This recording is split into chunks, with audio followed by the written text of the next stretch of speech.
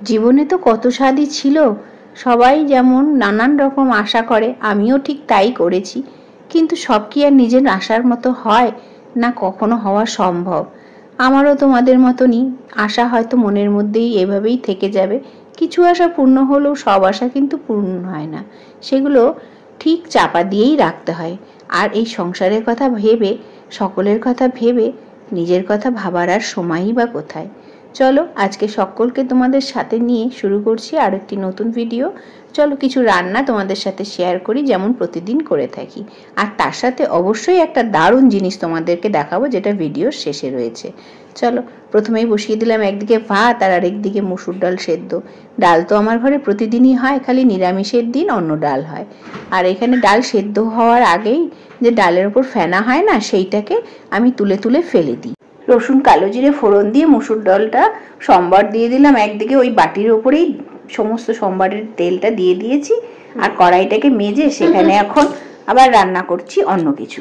এখানে দেখো একবারেই আজকে কিছু মশলা করে নেব দুটো সবজিরই। এক হচ্ছে পনির, দেখলেই বড় বড় করে পিস করে নিয়েছি। আর একটা করব পটল পোস্ত।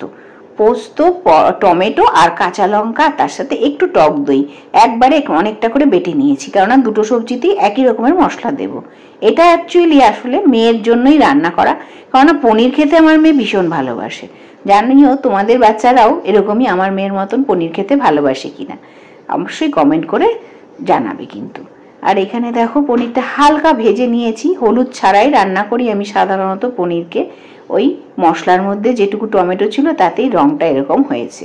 আর এখন দেখো মশলাটা কষে উঠলো, পোস্তটা, সেটা পোস্ত বাটাটা একটু কষাতে হবে। তারপরে সেটা নিয়ে কষে ওঠার পর ওর মধ্যে একটু লবণ আর পরিমাণ মতন একটুখানি মিষ্টিও দিয়েছি। পনিরে না একটু মিষ্টি মিষ্টি হলে খেতে খুব ভালো লাগে। তারপরে দিয়ে দিলাম একটু ঝোলের জন্য গরম জল। আর এই দেখো টকবক করে ফুটে পনিরটা কিন্তু খেতে দারুণ হয়। এবারে রান্নাটা হয়েও গেছে। এদিকে পটলও পোস্ত করে নিয়েছি।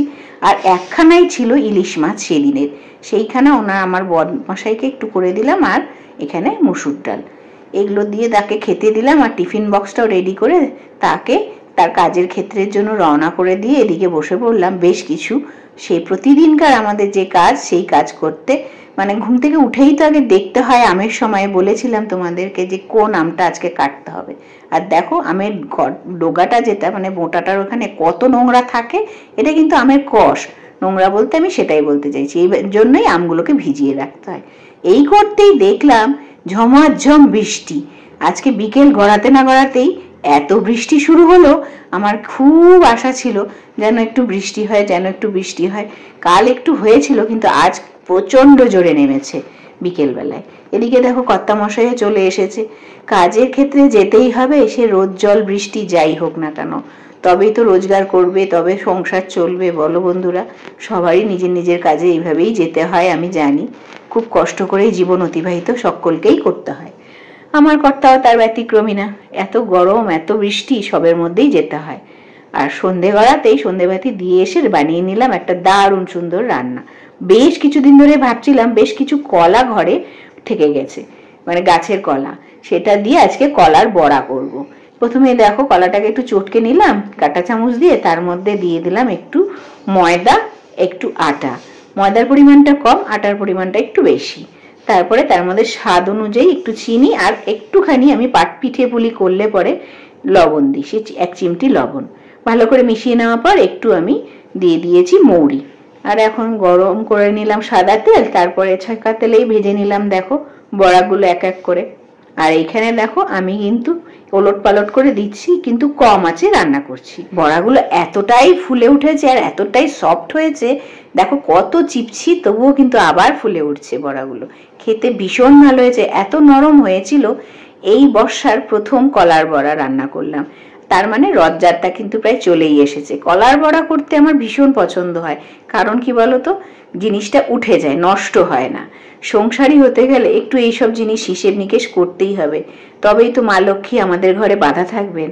আর এখানে তোমাদের সাথে শেয়ার করছি যে কথাটা প্রথমেই বলেছিলাম ভিডিও, সেটা আজ বলেছিলাম একটা জিনিস শেয়ার করব। আর আজকে সন্ধে হতে না হতেই দেখো একটা ড্রাগন ফুল আবার ফুটেছে। আর যদি এই হ্যান্ড পলিনেশন না করি এই বৃষ্টির মধ্যে সমস্ত ফুলটাই নষ্ট হবে, ফলে হয়তো বা পরিণত নাও হতে পারে।